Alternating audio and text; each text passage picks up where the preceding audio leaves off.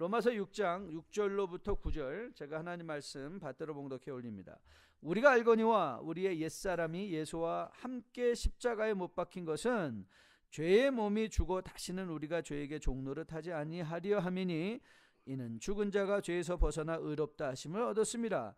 만일 우리가 그리스도와 함께 죽었으면 또한 그와 함께 살 줄을 믿노니 이는 그리스도께서 죽은 자 가운데서 살아나셨음에 다시 죽지 아니하시고 사망이 다시 그를 주장하지 못할 줄을 알미로라. 아멘. 지난 주간 설교에 이 해외 이주 공사에 대해서 말씀을 드렸는데 모르는 분들이 굉장히 많이 있더라고요. 아마 70년대 80년대 이민 이후에 오신 분들은 혹은 최근에 오신 분들 아니면 젊은이들은 아마 이 기관을 잘 모를 것 같은데요. 이민자들로 하여금 생소한 외국에서 잘 정착할 수 있도록 돕던 이방 희민자들을 돕던 그런 기관이었습니다. 저도 해외 이주공사를 해서 제공하는 70년대 여러분 기억하세요? 한국에서는 영화를 보면 왜 꼭 대한뉴스하고 태극기하고 왜 애국가로 영화를 시작했는지 모르겠어요. 참 재밌게 영화를 보러 갔는데 굉장히 비장한 마음이 되잖아요. 그거 보면 애국가를 듣고 영화를 봐야 되니까 그런 식의 비디오를 보여주면서 이제 소위 소양 교육을 이제 받았죠.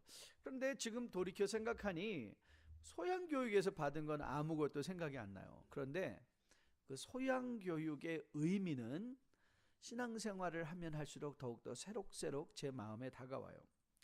여러분, 요즘 우리가 민수기를 묵상하고 있는데요. 이런 각도에서 우리가 광야를 본다면 이스라엘에게 있어서 모세는 가나안 이주공사 공사장이에요. 공사장이고요. 그리고 이 광야의 삶은 소양교육이에요. 소양교육. 이스라엘 백성을 소양교육하는 거예요. 애굽에서 노예였던 이스라엘이 광야를 지나 가나안에 들어갈 때는 하나님 나라의 백성으로 들어가는 것이고요. 하나님 나라의 공동체가 세워질 것이고요. 하나님을 왕으로 하는 국가가 세워질 것이거든요. 광야에서는 그런데 그러한 종이었던 자들이 국민으로 거듭나 세워지는 소양이 교육되어지고 있는 거예요. 소양이 교육되어지고 있는 것. 이런 차원에서 신약 시대를 살아가는 우리에게도 이런 의미가 동일하게 적용이 된다고 생각합니다.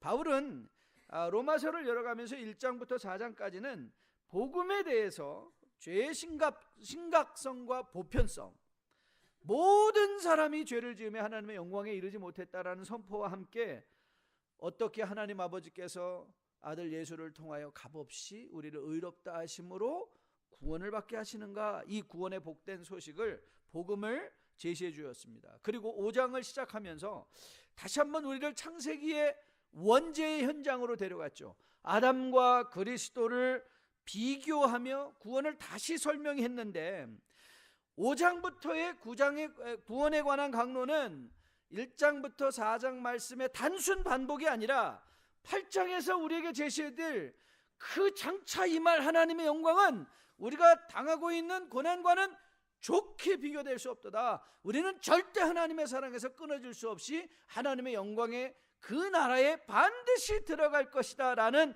그 전제를 가지고 오늘을 우리가 어떻게 살아갈 것인가, 즉 십자가를 통하여 부활을 통하여 이미 우리 가운데 임한 하나님의 나라와 장차 임할 하나님의 영광의 나라와 영광의 나라에 끼인 세대를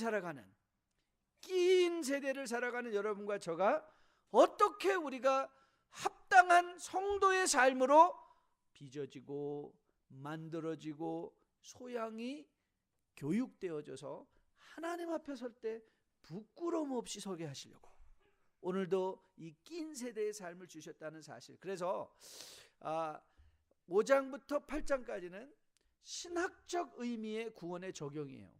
신학적 의미의 구원을 적용하고 있다면 이제 12장부터는 아주 실제적인 삶의 현실 속에서 일어나는 아주 직장생활, 사회생활, 성도의 국가관 아주 구체적인 것들을 가며 이 거듭난 주의 백성들이 세상을 살아가는 실제적인 삶의 적용들을, 이제 복음의 적용들을 해 주실 거예요. 그래서 그리스도의 보혈을 통하여 구원을 받은 우리가 이 마음에 품어야 될 중요한 교훈, 여러분이 정말 절대로 잊지 말아야 될 이 현장의 교훈, 우리가 살고 있는 이 현장은 어떤 현장이냐? 그거는 마치 우리가 출애굽한 백성들이 가나안에 들어가기까지 광야에 살고 있는 것과 같은 이 낀 세대에 살고 있다는 거예요. 그래서 이 낀 세대의 특징이 뭐예요?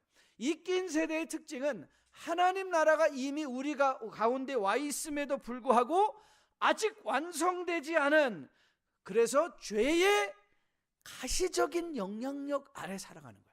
그러니까 우리도 죄에 노출이 돼 있어요. 오늘도 이 예배를 가장 싫어하는 사단이 아무런 막힘없이 이 마음, 우리의 마음을 지금 레이저 빔을 쏟아내며 공격하며 이 주변을 서성거리고 있을 것이라고요. 왜요? 사단의 목적은 우리 하나님의 백성이 예배드리지 못하고 세상에 빠져 살아가는 것, 그것이 그들이 목표로 하고 있는 것, 이 낀 세대의 특징이기에, 그래서 우리는 이 낀 세대 안에서 죄로 보고 놀라지 않죠. 불의를 보고 놀라지 않죠.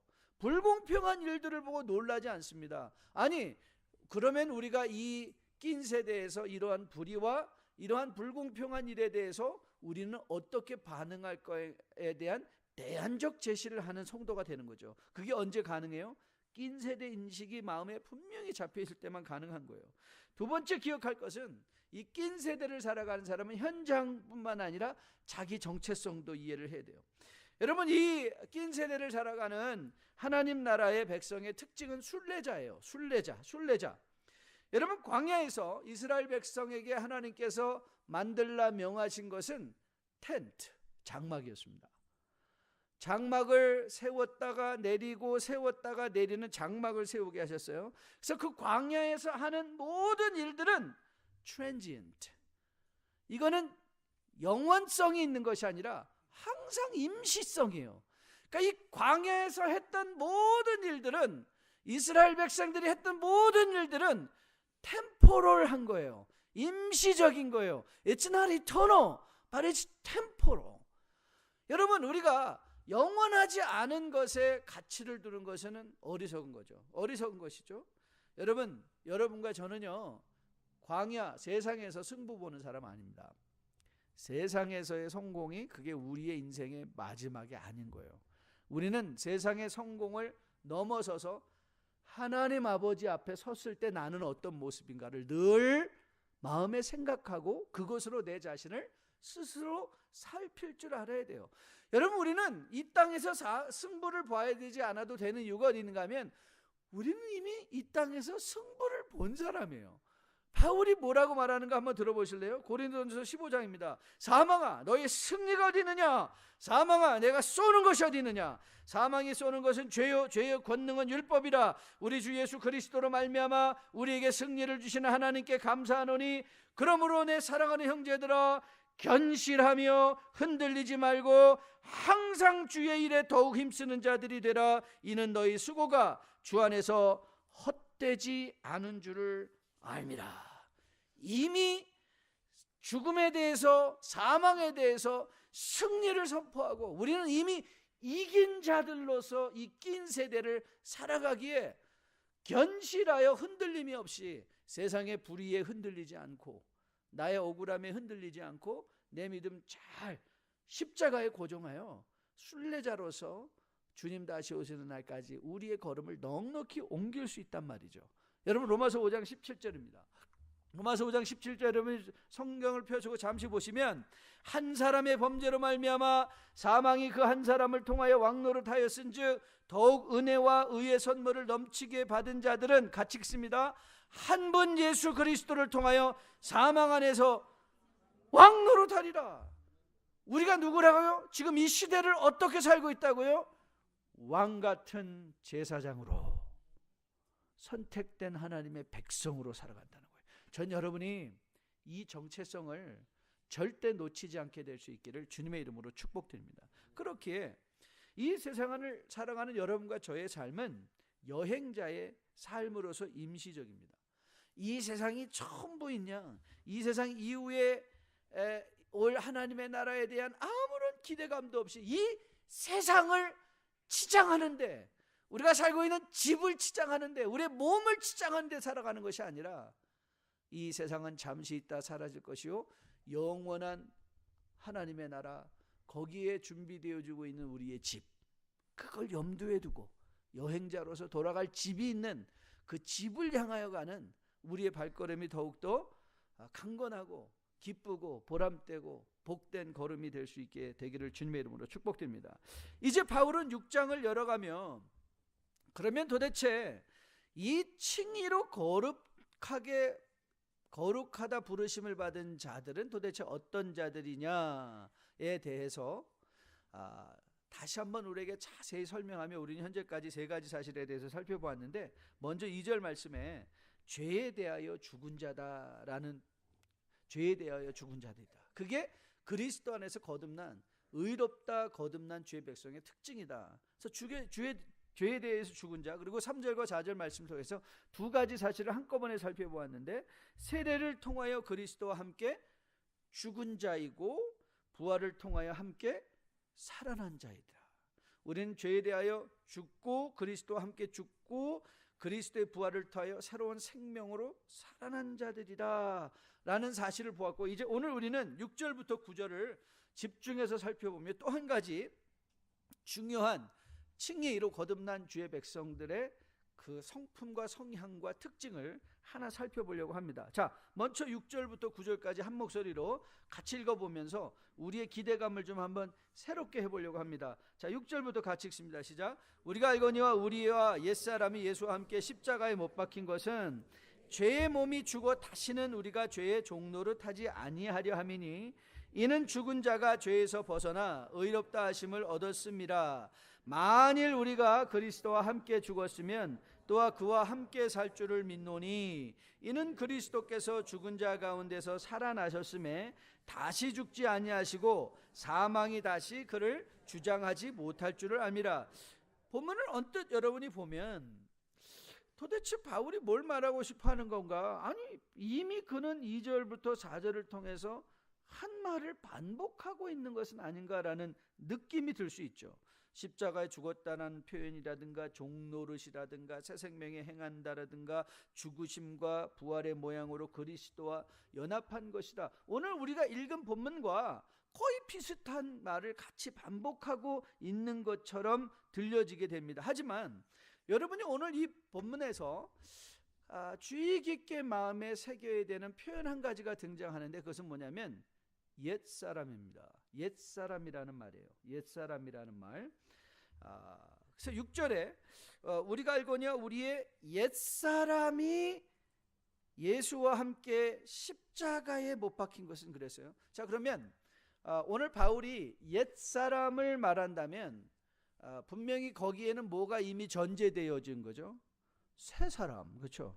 옛사람이 있으니까 뭐가 있어야 돼요? 새 사람이 있어야 되죠. 그러니까 비록 새 사람이라는 말은 등장하지 않지만 오늘 6절부터 9절의 말씀에는 옛사람과 새 사람에 대한 말이 나오고 있는 거예요.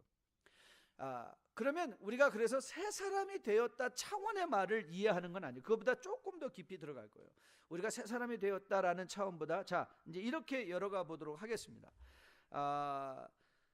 이 옛사람이라는 표현이 중요한 이유는 그리스도의 보혈로 거듭난 사람의 특징 중에 한 가지, 즉 그리스도로 말미암아 의롭다함을 얻은 자들은 그들의 마음 안에 옛사람과 새사람의 인식이 공존하고 있다는 거예요.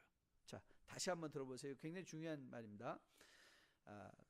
구원받은 자의 특징 중에 하나는 뭐냐면 자신의 옛 모습과 새사람, 옛사람의 모습과 새사람의 모습이 지금 우리의 마음 안에 공존하고 있는 상태다. 공존하고 있는 상태. 자, 이게 왜 중요한가? 이게 굉장히 왜 중요한가를 살펴보려고 해요. 여러분 보세요. 우리가 이미 2절을 열어가며 죄에 대하여 죽었다라고 할 때 이 말은 죄에 대하여 죽었기 때문에 마치 시체가 아무리 치고 불 속에 들어가도 아무런 반응이 없는 것과 같이 죄에 대해서 아무런 반응이 없는 시신과 같은 것이 아니라고 그랬죠. 그렇죠?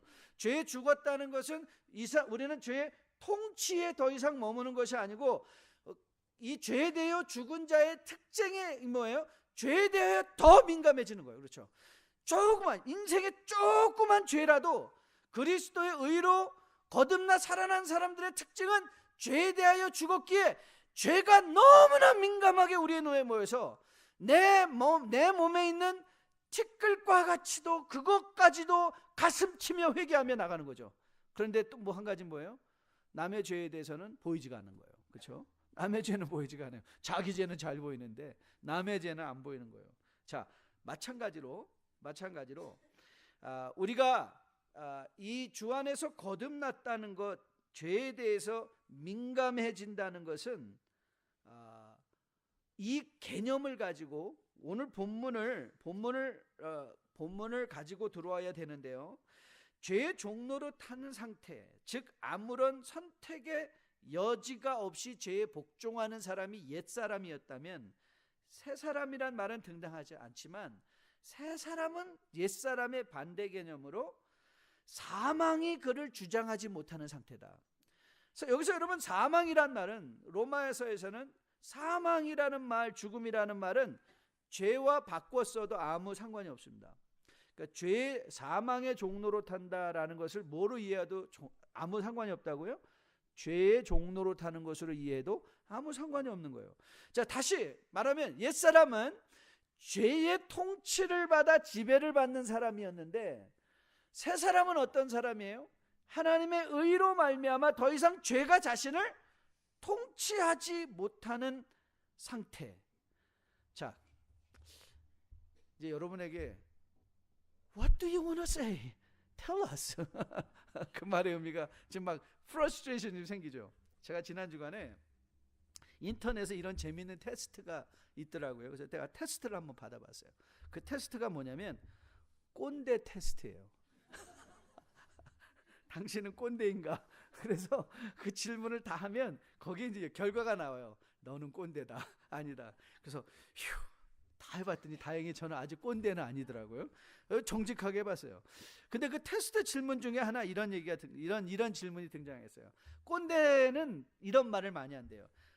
요즘 젊은 것들은 이 말을 많이 한대요. 요즘 젊은 것들이라는 말을 굉장히 많이 한대요. 꼰대는 거기에 이제 나와 있어요. 자주 한다, 그렇지 않다. 양자택일을 하게 되어 있습니다. 여러분, 그런데 제가 그 테스트를 쭉 하면서 이런 생각을 해봤어요. 여러분, 이 세상에 선배로 태어나는 사람은 없습니다. 선배로 태어나지 않습니다. 누구나 할 것 없이 후배 시절을 거쳐서 선배가 되는 거죠. 그렇죠? 우리는 후배 시절을 거쳐서 선배가 되는 거예요. 그런데 꼰대들은 어떻게 생각하는가 하면 자기가 항상 선배였다고 생각하는 거예요. 그게 꼰대래요. 항상 자기는 선배였던 거예요. 그러니까 자기에게도 후배 시절이 있었다는 것을 인식하지 못하면요, 이 꼰대 선배들은 후배에게 무례하고 무리한 요구를 할 때가 많이 있다는 거예요. 왜? 자기가 그때를 걸어왔는데 마치 자기는 그걸 걸어오지 않은 것처럼 무례하고 무리한 요구를 한다는 거예요. 노예에서 가끔 목사고시를 이제 치를 때 굉장히 집요하게 목사 후보생을 향하여 자격 없다고 목소리 높이는 꼰대 목사가 있습니다. 그러면 저는 그런 생각이 들어요. 아니, 그럼 자기는 자격이 있어서 목사가 됐나? 아니, 성도님들 중에도 그런 분이 있습니다. 특별히 직분자들이요, 그런 분이 있어요. 우리 교회는 장로감이 하나도 없어. 지는 장로감이 되어서 장로가 됐나? 장로가 됐나?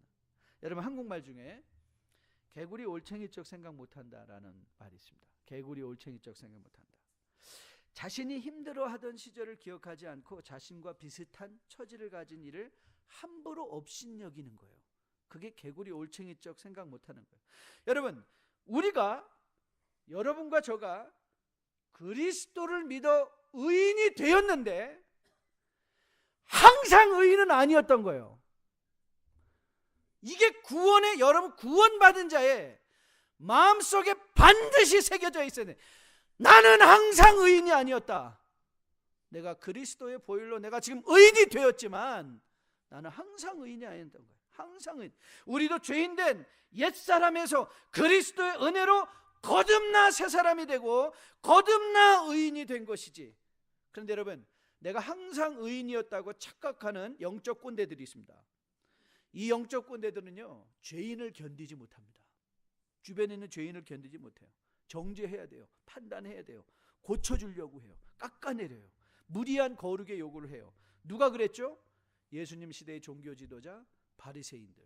지들이 항상 거룩한 사람인 줄 그들은 착각했던 거예요. 하나님께서 구약의 백성을 출애굽시킨 후에 그들에게 십계명을 주십니다. 여러분, 십계명에는요, 이거는 계명이기 때문에 계명의 특징상 서문이 있어요. 프리엠블이라고 해요. 우리 신학적인 용어는 프리엠블인데요, 이것이 왜 내가 너에게 이 계명을 주는지를 기억하라라는 당위적 이유를 제시하는데요, 십계명은 이렇게 시작합니다. 이렇게 시작해요. 하나님이 이 모든 말씀으로 말씀하여 이르시되 나는 너를 애굽 땅 종되었던 집에서 인도하여 낸 내 하나님 여호와라. 여러분, 우리가 십계명을 딸딸 외우는데 1계명, 2계명, 3계명이 아니라 제일 중요한 계명은 뭔지 아세요? 너는 종되었던 집에서 하나님의 은혜로 구함을 받은 자다. 이걸 잊어버리면 안 되는 거예요. 이스라엘의 착각이 뭔지 아세요? 이스라엘의 착각은 지들이 항상 선민인 줄 아는 거예요.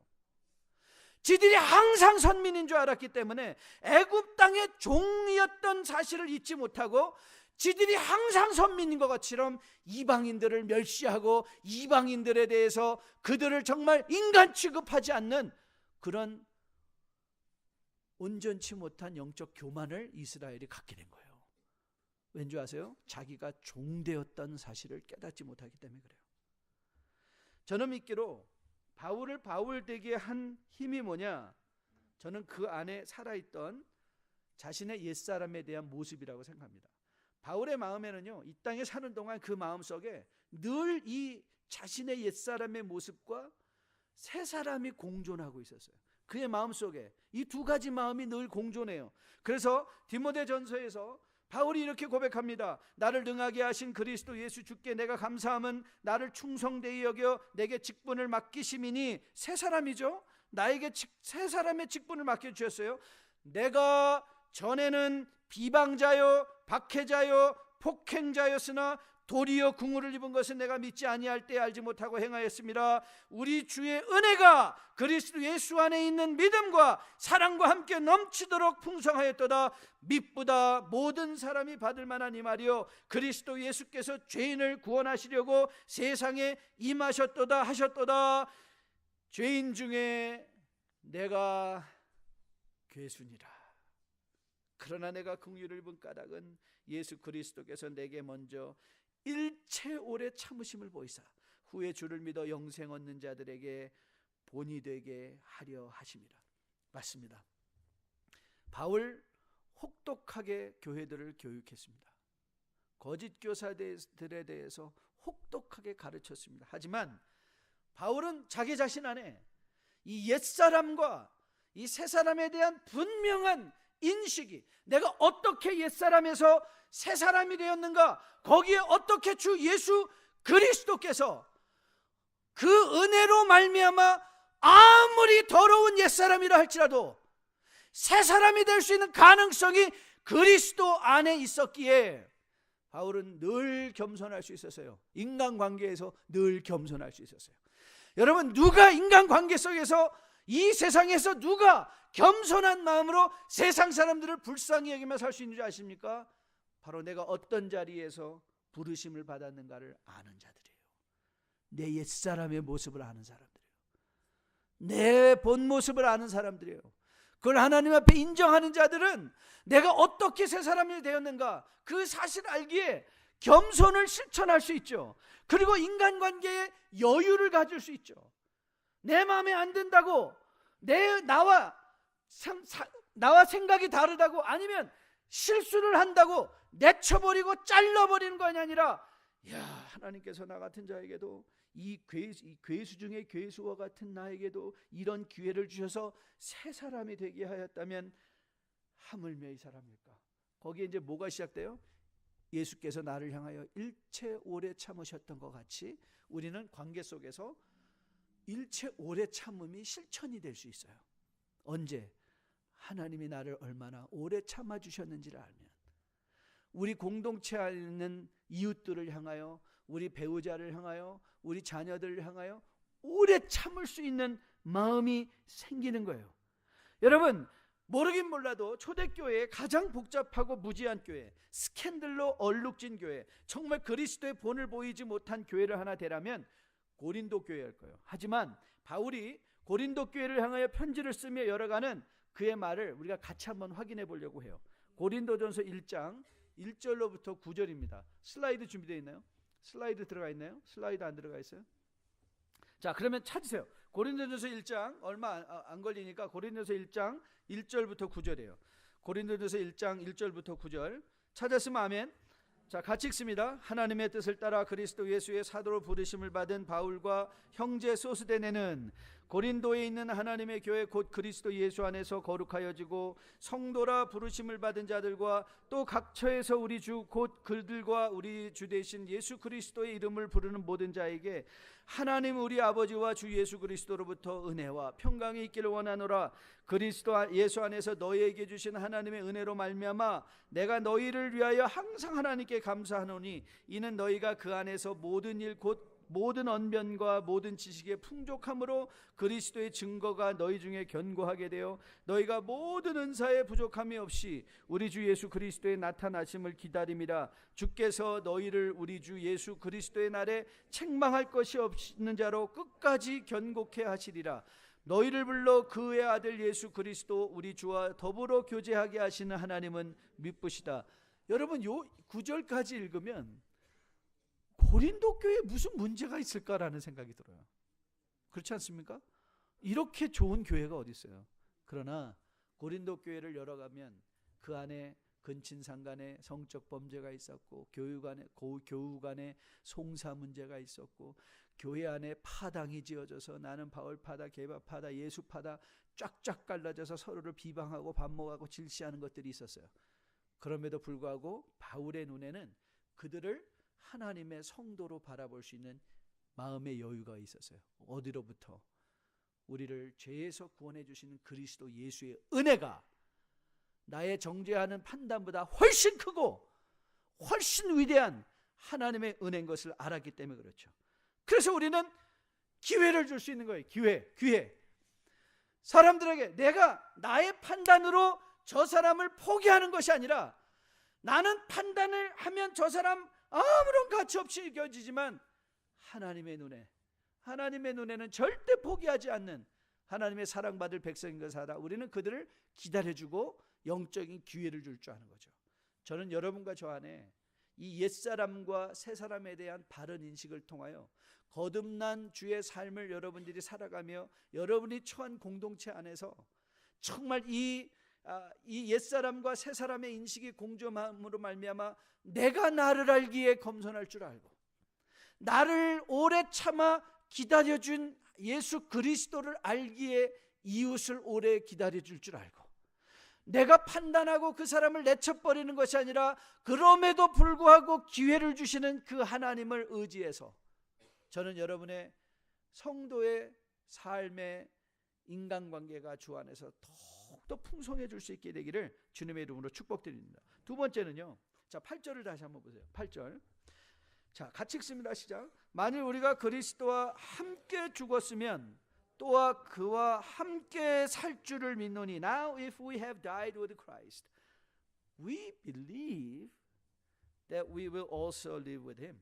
자, 이게 중요합니다. 왜냐하면 바울이 왜 여기에 믿는다는 단어를 사용했을까? 그냥 명령을 해버리면 되지 않을까요? 그리스도와 함께 죽었으면 그리스도와 함께 살 줄을 믿노니 하지 말고 살아라. 그러면 굉장히 직접적으로 사람들이 마음에 받을 수 있지 않을까요? 이 질문을 우리가 다시 돌려본다면 이런 질문이에요. 왜 새 사람의 삶을 사는 데는 믿음이 필요한가? Why do we need faith as we live our new lives in Christ? Why do we need faith? 저는 이 질문을 묵상하는 것이 중요하다고 생각하였는데 그 이유는 우리의 믿음의 현실을 다시 한번 교훈하고 있다고 믿기 때문에 그렇습니다. 여러분이 천국 가면 제가 두 가지 사실에 대해서 분명하게 보장하고 약속해 드릴 수 있습니다. 천국에는 여러분 이제 더 이상 믿음이 필요 없는 것입니다. 이 지겨운 믿음이라는 단어 이제 안 들으셔도 됩니다. 두 번째 좋은 소식, 천국 가면 성경 공부 안 하셔도 됩니다. 성경 공부, 지겨운 성경, 맨날 성경 안 읽는다고 늘 마음에 부담감 가졌던 분, 천국 가시면 다 해결됩니다. 왜 그런죠? 바울이 이렇게 선언합니다. 고린도전서 13장입니다. 우리가 지금은 거울로 보는 것 같이 희미하나 그때에는 얼굴과 얼굴을 대하여 볼 것이요 지금은 내가 부분적으로 하나 그때에는 주께서 나를 아신 것 같이 내가 온전히 알리라.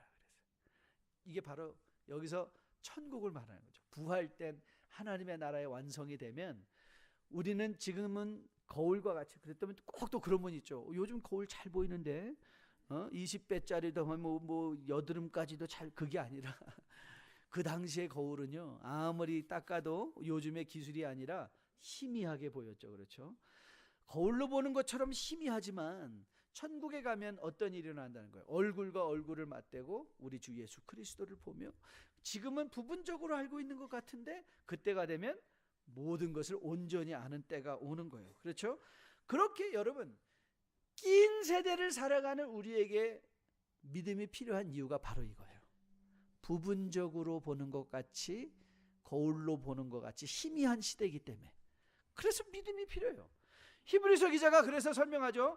믿음은 바라는 것의 실상이요 보이지 않는 것들의 증거니 선진들이 이로써 증거를 얻었느니라. 믿음으로 모든 세계가 하나님의 말씀으로 지어진 줄 우리가 아나니 보이는 것은 나타난 것으로 말미암아 된 것이 아니니라. 그렇습니다. 아직 완성되지 않은 모습으로 존재하는 하나님 나라의 백성으로 살아가기 위해서 여러분에게 믿음이 필요한 거예요. 저는 여러분에게 이 믿음이 있게 되기를 주님의 이름으로 축복드립니다.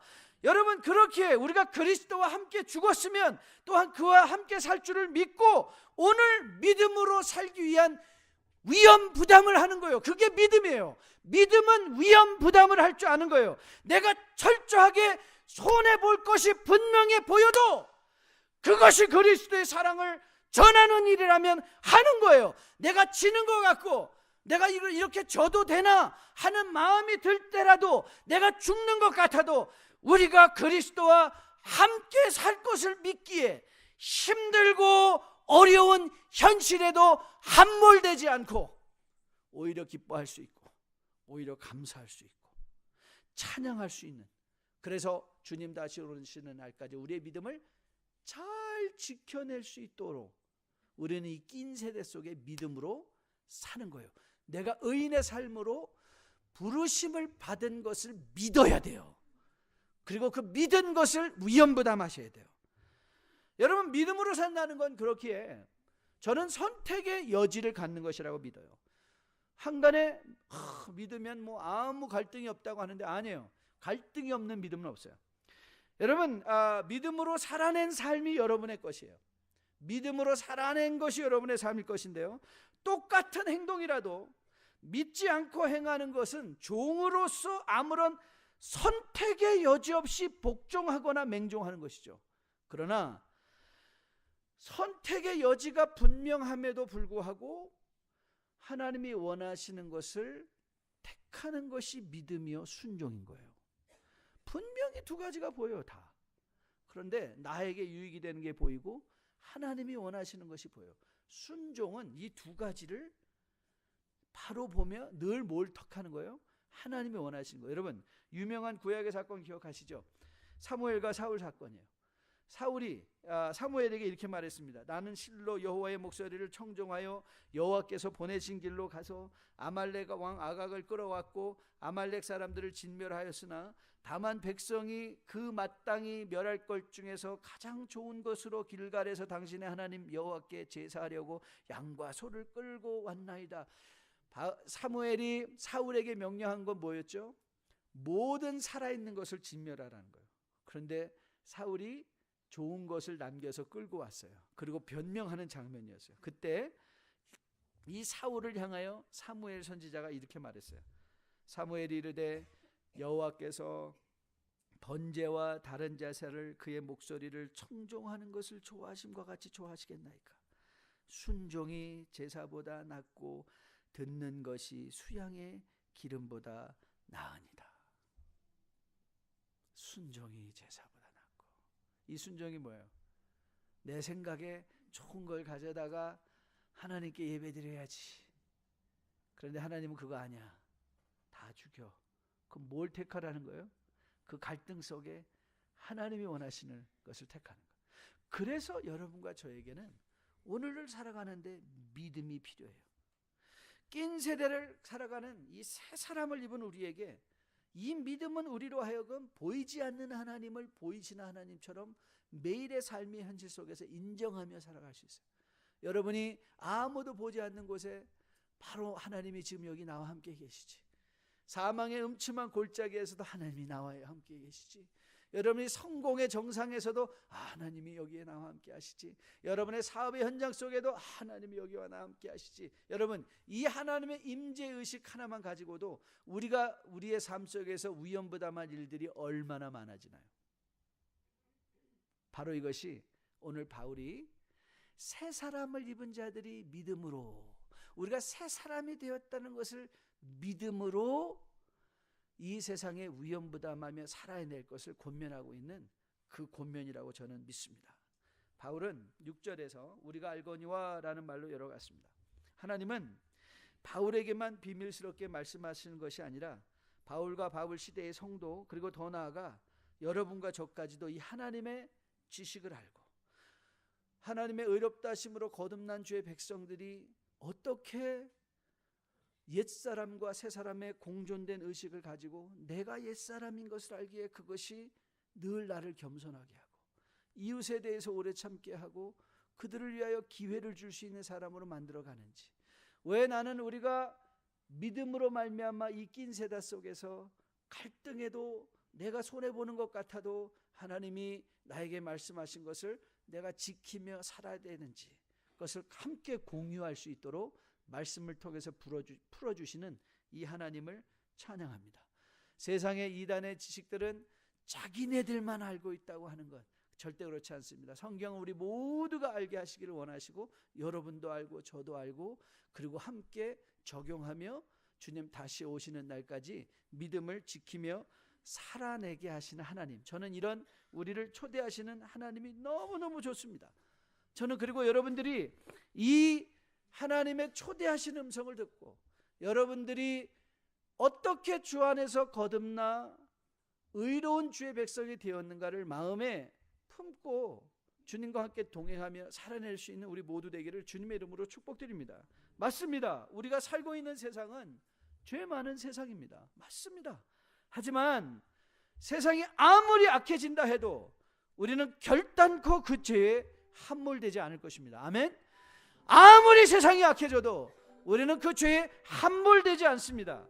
죄의 지배를 받던 우리의 옛사람은 이미 십자가에서 죽고 그리스도와 함께 살아 이제 죄 아래 신음하는 이 백성들을 향하여 우리는 그리스도의 위대한 사랑을 우리의 삶으로, 우리의 행동으로 전하면 그뿐입니다.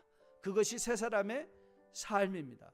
주님 다시 오시는 날까지 우리 뉴라이프에 속한 주의 백성들은 바로 이 예수님을 여러분의 삶으로 전하시며 주님과 동행하며 살아낼 수 있는 우리 모두 될 수 있게 되기를 주님의 이름으로 축복드립니다.